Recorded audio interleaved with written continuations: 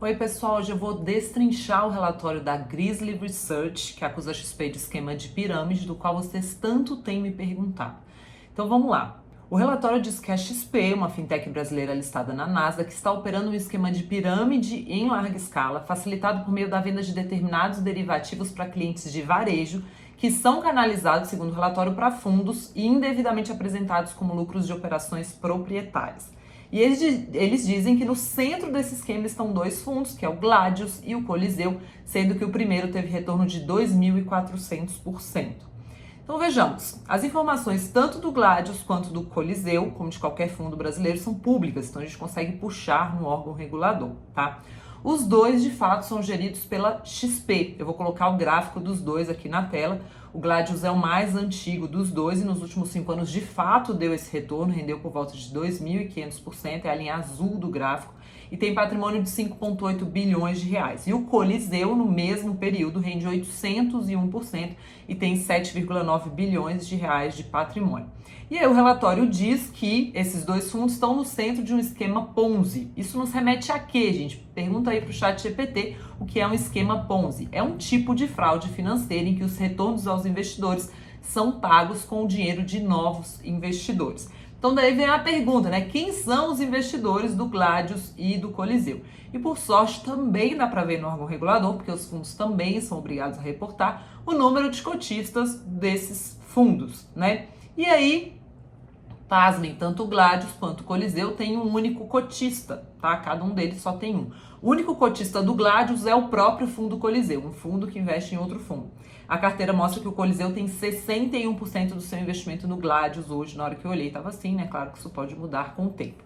E quem que é o único cotista do Coliseu? A própria XP Inc., a empresa, tá?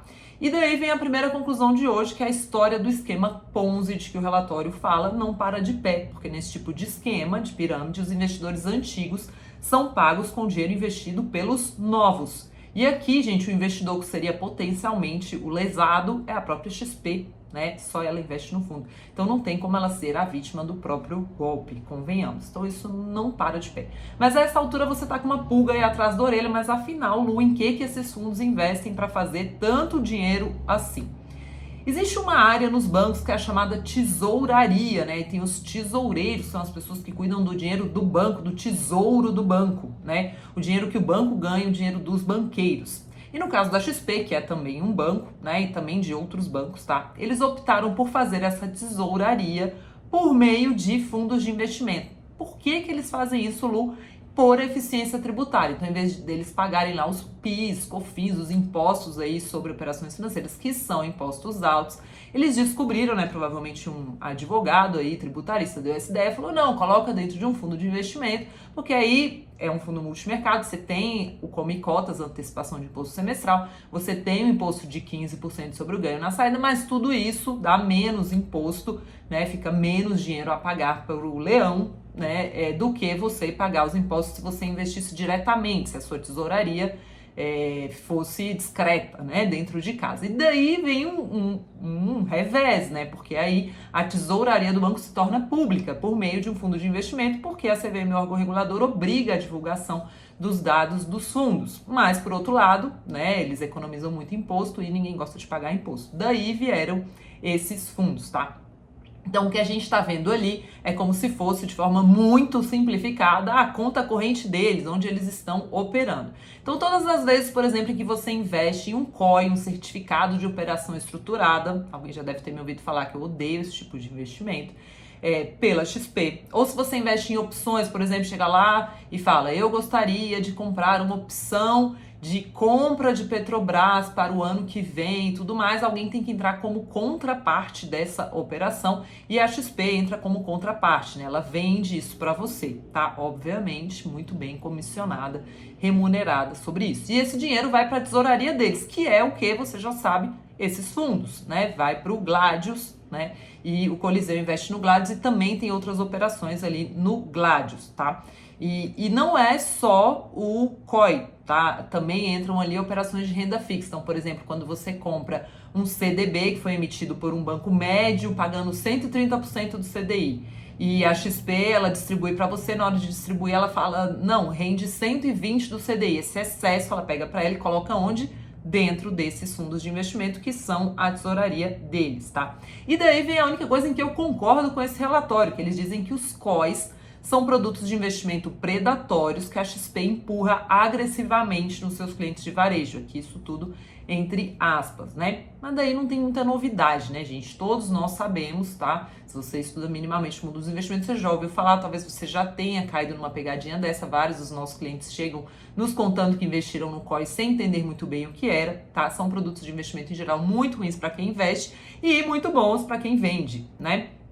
E que muitas vezes são vendidos de forma insistente porque comissionam muito bem o assessor lá, a força de venda, tá? Então eu não recomendo o COI, certificado de operação estruturada, e recebo um monte de cliente que se arrepende de ter investido. Então, de fato, o Gladius e o Coliseu entram como contraparte quando você investe num COI, tá? Então lembra como se fosse a conta corrente lá deles, o cara está vendo a receita das operações deles é o que está entrando naquele fundo. Bastante dinheiro, né? Pois é. E aí também, né, não é só COI, também tem essas operações de renda fixa. E aí sim, gente, a receita da XP com isso é muito impressionante. Eu entendo o analista externo, sem conhecer a XP exatamente essas operações, porque essa é uma casa de análise estrangeira, né, tenha ficado meio chocado, porque realmente é um retorno muito relevante, é uma tesouraria a céu aberto ali, né. Agora, onde a casa de análise se empolga, de fato, na minha opinião, erroneamente, é ao considerar que isso é um esquema de pirâmide e coloca em dúvida a estabilidade financeira da XP por conta disso. Então, quando eles falam que esse esquema só continua enquanto a XP conseguir vender um COI, aí tem alguns problemas, né? Um, que essa não é a única fonte de receita do fundo, não é só o COI, tem essas operações de renda fixa, tem as próprias opções. Dois, que eles são criativos, quando as pessoas cansam do COI, eles criam um produto financeiro novo, né? E vão continuar vendendo isso daí. E três, porque na minha opinião é como dizer assim, ó, se a Coca-Cola parar de vender Coca-Cola, aí sua estabilidade financeira está em risco. De fato, né, já que a receita da Coca-Cola vem da Coca-Cola, para mim é a mesma coisa. Se a XP parar de vender o que dá receita para ela, né, como o COI, esse spread de renda fixa, que foi o que eu expliquei, se ela parar de rentabilizar esse tipo de operação, provavelmente a estabilidade financeira dela estará em risco, a não ser que ela tire alguma outra coisa do chapéu, né, porque os fundos são exatamente isso, são a tesouraria da XP. Então eles ficaram chocados com o que eles chamam de retornos fantásticos trazidos para a XP por essas operações, como os COIs. De fato é chocante, concordo, mas não é pirâmide, tá? E eu até acho que essa venda de produtos financeiros tão rentáveis para a XP, que não são tão interessantes assim para cotistas, não é sustentável de fato no longo prazo. É preciso estudar novos modelos, tá?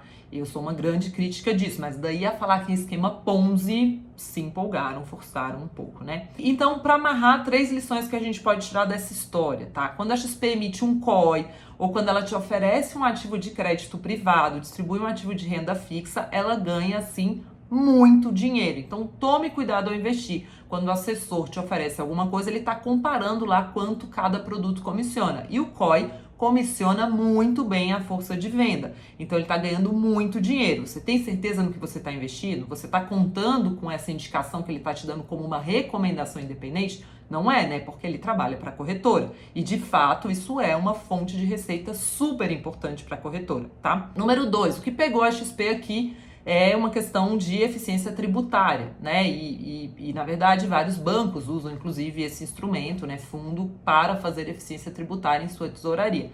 Agora vale o alerta aí, né? Porque trouxe para ela um risco de margem relevante. Na verdade, esse fundo Gladius é comentado há muito tempo no mercado, ali nos bastidores. Dá uma olhadinha nesse fundo, o que será que tem nesse fundo? Então, acaba trazendo ali uma dúvida, um questionamento. Então, o que eu falo para você é toda vez que você vier buscar eficiência tributária, tome cuidado também e veja se vale a pena, se você também não está trazendo riscos para o seu negócio ou mesmo para você na pessoa física, tá bom? E número 3, né, para mim uma grande lição é analista escrevendo sobre um mercado que ele não entende profundamente. Isso é um grande perigo. Eu acredito muito na especialização. Você tem que se especializar no mercado que você conhece. Cuidado com as suas fontes. cuidado com quem te ajuda quando o tema é investimentos. Mas não, esses fundos não justificam qualquer preocupação com a solidez da XP ou possibilidade de esquema Ponzi. Entendeu? Tudo certo? Combinado? Então é isso. Se você gostou desse vídeo, curte aqui embaixo, segue esse canal para a gente te ajudar a desvendar mais coisas do mundo dos fundos de investimento. Até mais!